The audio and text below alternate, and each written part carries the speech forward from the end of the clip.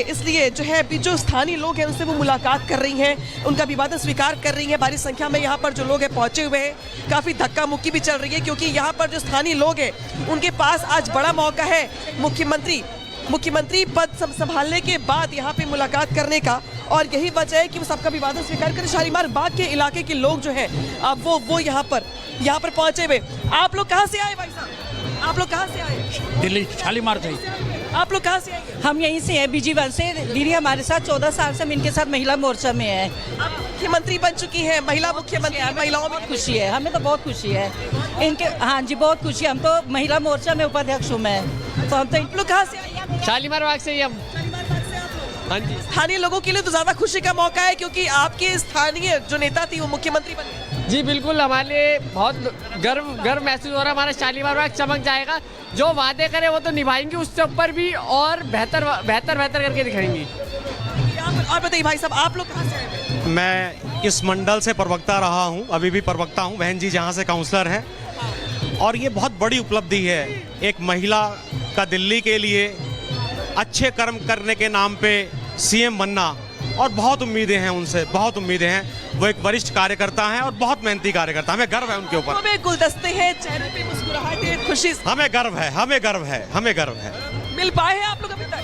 हाँ जी, हम मिल गए। हम तो 2 दिन पहले भी मिल के गए थे। हाँ जी। कुछ लोग मिल चुके हैं, कुछ लोग मिलने के लिए कतार में लगे हुए हैं। बिल्कुल अनामिका, आपका रुख करूंगी। इस बीच एक और बड़ी खबर का रुख कर लेते हैं। दिल्ली के 6 मंत्री आज पदभार संभालेंगे। बात एक और बड़ी खबर की। दिल्ली के 6 मंत्री आज पदभार संभालेंगे। कल शाम विभागों का बंटवारा हुआ था। मुख्यमंत्री ने वित्त विभाग अपने पास रखा है। इसके अलावा 8 और विभाग। प्रवेश वर्मा डिप्यूटी CM, उनके पास शिक्षा, PWD, परिवहन है। आशीष सूद की बात करें तो उनके पास भी गृह, बिजली, शहरी विकास। इसके अलावा आपको जानकारी दे दें, मनजिंदर सिंह सिरसा जो कि भारतीय जनता पार्टी के सिख चेहरा है, वरिष्ठ नेता हैं, उनके पास इंडस्ट्री, खाद्य और आपूर्ति विभाग।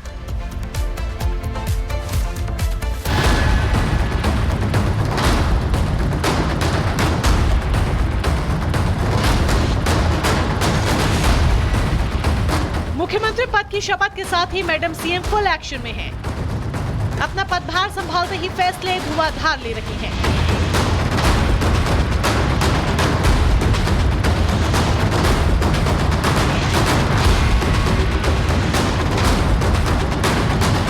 मंत्रियों को विभाग बांटने के साथ ही जनता से किए अपने वादों को पूरा करने में जुट गई हैं। मुख्यमंत्री रेखा गुप्ता अगले 100 दिनों का मास्टर प्लान तैयार कर चुकी है।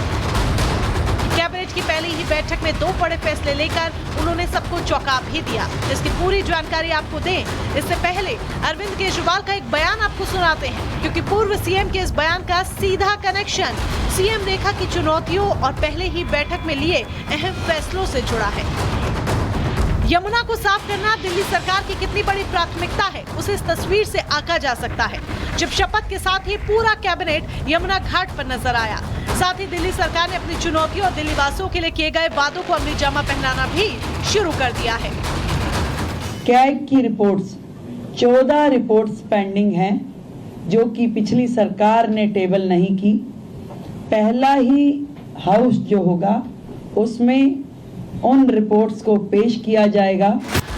दिल्ली कैबिनेट की पहली बैठक में 2 बड़े फैसले लिए गए। दिल्ली विधानसभा के पहले सत्र में कैग रिपोर्ट पेश की जाएगी।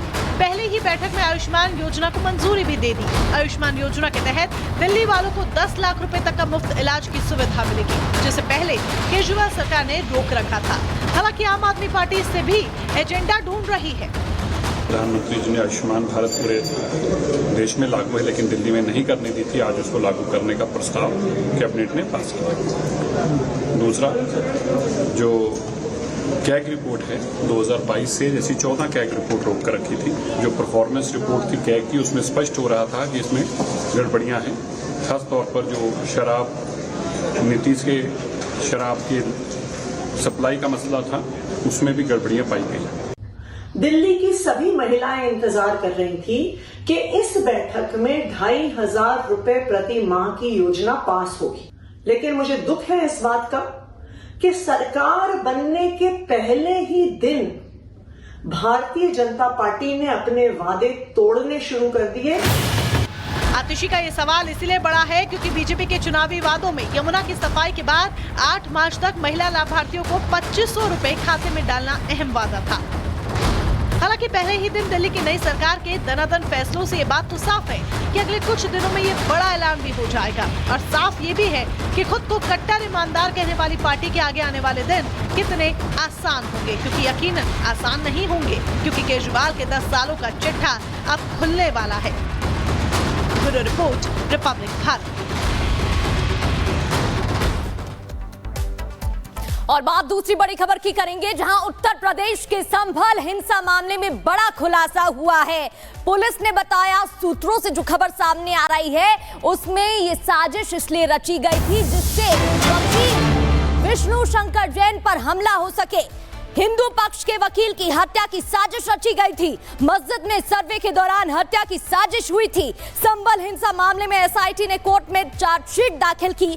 3000 पन्नों की चार्जशीट में 79 आरोपियों के खिलाफ मामला दर्ज हुआ है।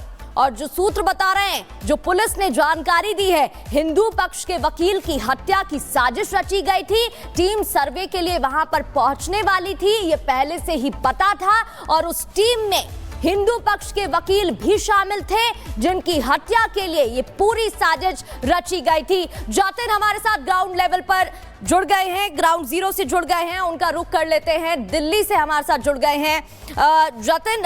चार्जशीट जो सामने आई है उसमें कई खुलासे हुए हैं। इसके अलावा एक नई थ्योरी यहां पर देखने को मिल रही है, जो अपने आप में एक बड़ी जानकारी है। आज बिल्कुल देखिए, संभल हिंसा मामले में 12 एफआईआर की गई थी, जिसमें से अभी 6 मामलों में चार्जशीट जो है वो दायर की गई। 3000 पन्नों की चार्जशीट है और उसमें किस तरीके से हिंसा हुई, सर्वे टीम, तमाम जानकारियां जो है वो उसके अंदर दर्ज कराई गई। लेकिन सबसे बड़ी जानकारी जो कि गुलाम की गिरफ्तारी के बाद सामने आई। गुलाम वो शख्स है जो कि विदेश में बैठे सारिक साटा का बेहद करीबी है। गुलाम ने यह बताया कि कैसे हिंदू पक्ष के जो वकील थे उनको मारने की प्लानिंग थी, पुलिस बल पर फायरिंग करने की प्लानिंग थी, और इसी के चलते अवैध तरीके से जो हथियार है वो 24 तारीख जिस दिन सर्वे होना था उसके एक रात पहले यानी कि 23 तारीख की रात को वो सभी हथियारों को संभल लाया गया था। और उसके बाद जो गुलाम के साथी थे उनको वो हथियार मुहैया कराए गए। और उसी के बाद देखा गया कि किस तरीके से दंगाइयों ने फायरिंग की थी। इस मामले में 4 लोगों की मौत भी हुई थी। बिल्कुल, और उससे जुड़ी तमाम तस्वीरें भी जतिन हमारे सामने आई थी, हमने दर्शकों को दिखाई थी। इसके अलावा ये जो नई बात सामने आ रही है कि हिंदू पक्ष के वकील की हत्या की साजिश रची गई थी, वो भी अपने आप में काफी चौंकाने वाली बात है। बहुत बहुत शुक्रिया आपका। आगे बढ़ते हुए इसी से जुड़ी आपको रिपोर्ट दिखाते हैं, क्या है साजिश की सच्चाई।